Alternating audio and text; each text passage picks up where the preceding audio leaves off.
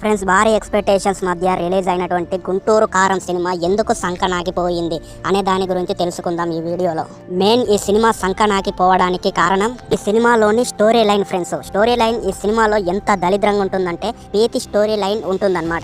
ఈ సినిమాని డైరెక్ట్ చేసిన డైరెక్టర్ గాని పేరేమో ఉంటుందిగా, గురూజా. ఆడు త్రివిక్రమ్ డైరెక్టర్ గాడు.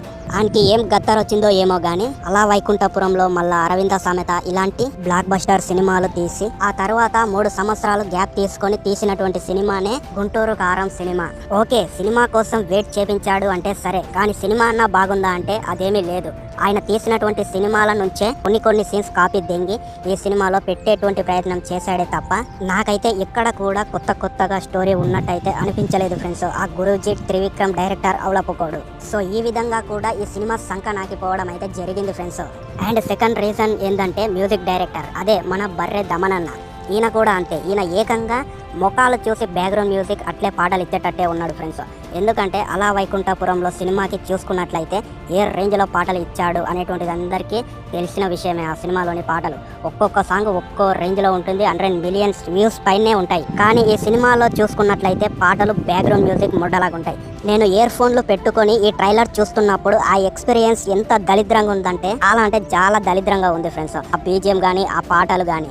సో నాకు అనిపించింది ఈ సినిమా కన్నా ధమాకా సినిమా 100 రేట్లు నయ్యంగారా నాయన అని చెప్పి. ఎందుకంటే ఈ ధమాకా సినిమాలో చూసుకున్నట్లయితే పాత రొటీన్ స్టోరీ ఉంటుంది, కానీ ఆ సినిమా ఎందుకంత బ్లాక్ బస్టర్ హిట్ అయిందంటే ఓన్లీ ఆ సినిమాలో ఉండేటువంటి బ్యాక్గ్రౌండ్ మ్యూజిక్ అనమాట. నిజంగా ఈ సినిమాలో బ్యాక్గ్రౌండ్ మ్యూజిక్ పాడుతుంటే ఎంటికేలు నిలుచున్నాయి అనేటువంటిది అయితే చాలా చిన్న పదం ఫ్రెండ్స్. కానీ ఈ గుంటూరు కారంలో చూసుకున్నట్లయితే అదేం కారమో ఏమో కానీ బ్యాక్గ్రౌండ్ మ్యూజిక్ సక్కలేదు, ఏం లేదనమాట. అసలు నేనైతే చాలా డిసప్పాయింట్ అయిపోయినా ఫ్రెండ్స్ ఈ గుంటూరు కారం సినిమాకి పోయి. నేనే కాదు, చాలా మంది ఫ్యాన్స్ కూడా చాలా డిసప్పాయింట్ లో ఉన్నారు ఇప్పటికీ.